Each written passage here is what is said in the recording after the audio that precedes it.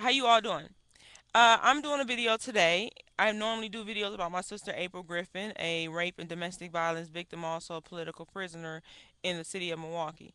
I've decided to incorporate another part of my YouTubes with a reporting segment, reporting on Watergate, Wisconsin. Wisconsin is one of the most scandalous, if not the most scandalous state in the nation, and I do feel a civic duty to let the international world, global world, on whatever level know what's going on in Black Mississippi, also known as Milwaukee. And the reason why I'm doing a video today because there's a lot of talk about Diane P. Wood being possibly appointed by Obama to the United States Supreme Court. Now, I would like to discuss some things with Obama in the context of an elected official, and I'm praying that he's an elected official because some tell me, why do the video? He's selected, he's not going to listen to you. Well, nothing beats a failure but a try. And I want to say, President Obama, that Diane P. Would not be a good candidate for the United States Supreme Court because she does not recognize or value the Constitution. And one of the things I've been noticing that people are always talking about the order she's done. But if the people want to know what really is on Diane P. Wood's mind, look at the order, a brief that was submitted March 31st, 2010, the very next day, April 1st, 2010, before Michael Caine, Ilana Rovner, and Diane P. Wood. They made a so-called non-presidential disposition. And this is in reference to why I call it Watergate, Wisconsin, because what you have is a case that involves stolen pussy. Word, I'm not, no pun intended, but cash by theft of ass. April Griffin is a rape victim. And in this case, Diane P. Wood was one of several justices, so called, that made orders that were unbelievable. You have orders, and I will go into the order in another point in time, but I would like to let you all know that, uh, this Seventh Circuit, they abdicated their gate functioning responsibilities. Their order was misattributions and misquotations. It was speculation and conjecture, and not based on facts. Also, yeah, and the things that she did, she denied children their rights, contrary to the United Nations Convention on Human and Political Rights, Chapter 77, the rights of children. The ruling is definitely going to be challenged, but I wanted you all to know some of the things she said in this order. She said she couldn't understand a 70-page complaint, pro se litigants who filed a lawsuit in regards to their constitutional rights being violated and their children. Now, on this 70-page lawsuit, let me break it down to you all, and I have no problem making copies for anyone who wants to see this lawsuit, a well pleaded complaint. Now, if Diane P. Woods cannot understand a 70-page complaint, how is it possible that she will be able to write 600 and 900-page opinions that federal judges have been known to write? Now, on this 70-page complaint, page 5 has the parts of the action. Excuse me, the parties to the action. Page 6 has the cause of the action. Page 10 has the cause of the action specifically. Pages 18 through 29, the plaintiffs are introduced individually. Page 29 through 43, the defendants and their constitutional violations are introduced individually. Page 43 through 48, the federal law, as stated and violated, is stated. On page 48, the allegations of fact are stated. Page 49, the allegations of law. Page 51 through page 53, the the plaintiff's injuries and the injunctive relief are stated. Page 53 also goes into the defendants as a whole and begins additional defendants violations of law that they had done. And this goes on to page 57, page 53 to 57. On page 57, there is an inclusion of declaratory. Page 58 through 68 are the claims for relief, identifying federal law and that has been violated by the defendants. Page 68 through 70 is the prayer for relief. And Diane P. Wood stated she couldn't understand it. She called the federal law and the Constitution unintelligible.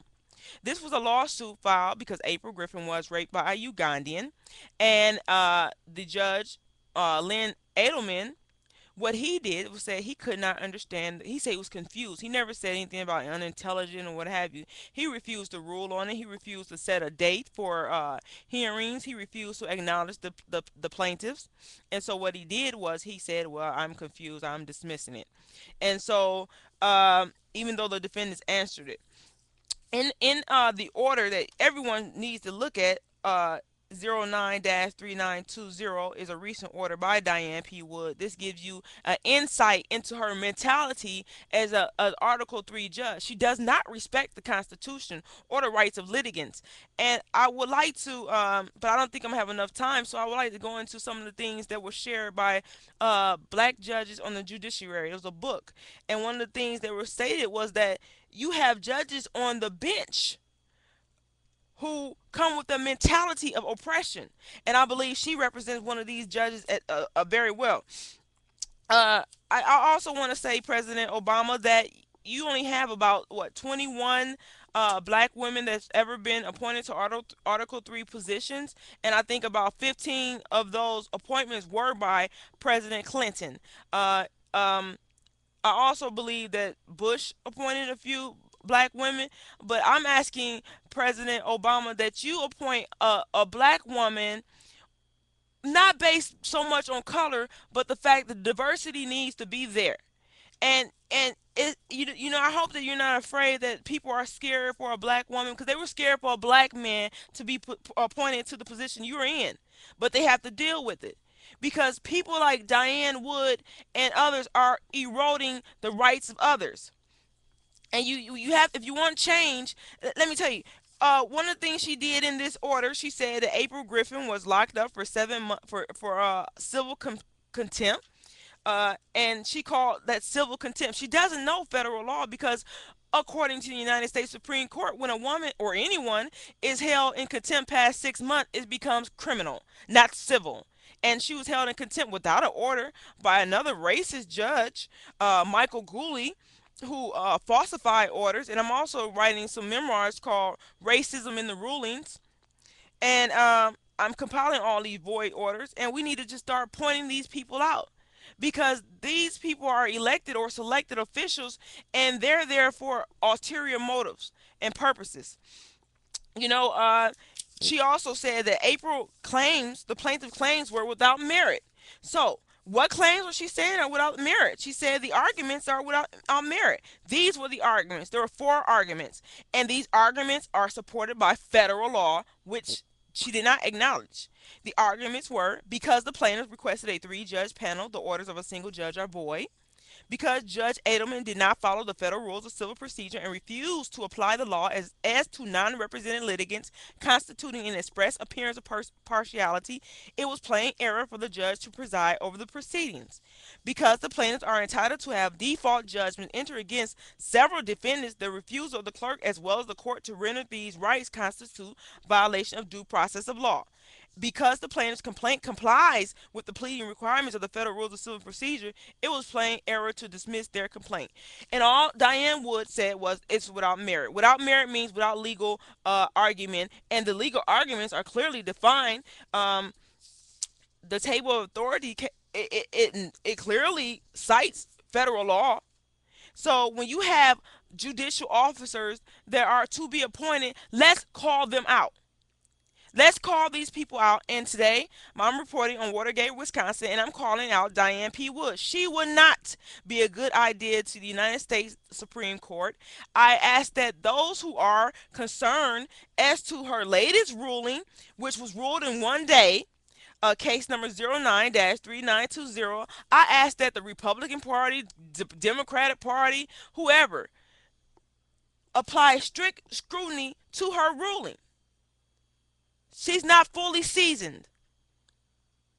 And we the people by the people. One of the things that what the book said, as far as black judiciaries and their opinion, it said that they're supposed to represent the people, but we have foreign entities on the benches. Foreign mean the ideas from somewhere else and not for the people. I'll be reporting again soon. Peace.